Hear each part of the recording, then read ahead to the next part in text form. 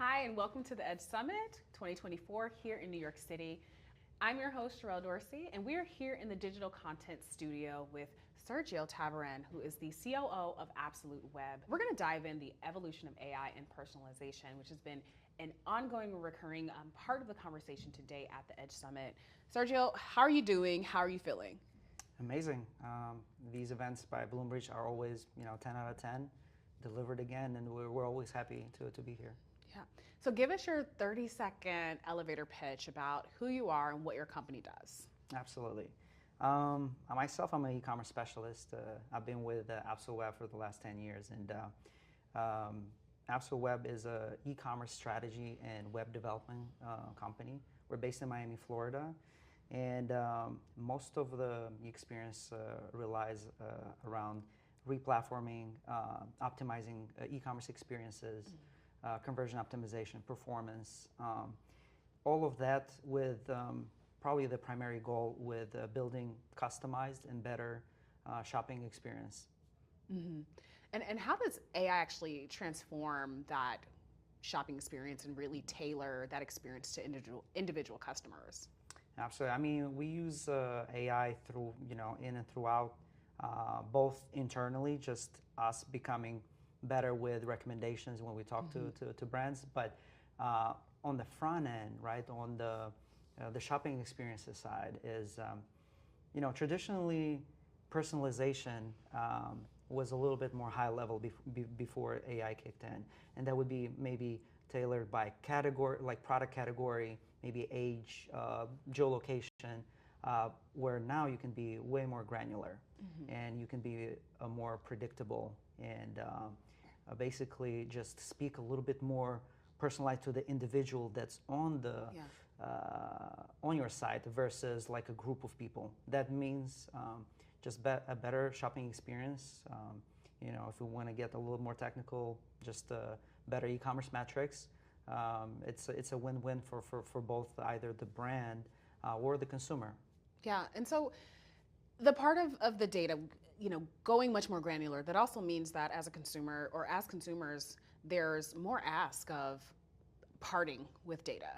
Are you seeing any hesitancies there in order to personalize the shopping experience, or much more willingness to say, hey, I want better recommendations, I want a better shopping experience, thus I'm willing to provide more information?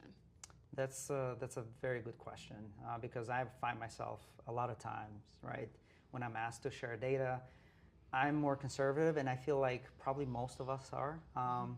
But it's true, it depends on the brand. So if the brand is more popular, it has better reputation, I would probably be more inclined to share my data.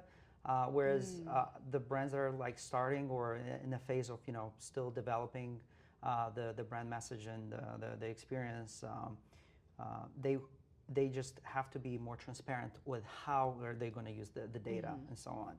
There's this side of things, but also with AI, what's nice about being in this new era, if I can say, is even if people are not sharing their data, the predictability of certain AI tools still makes the experience better on the site. So I would say long story short is like brands definitely need to work on being transparent and letting people know how are they using their data, and people will definitely be more open to sharing that.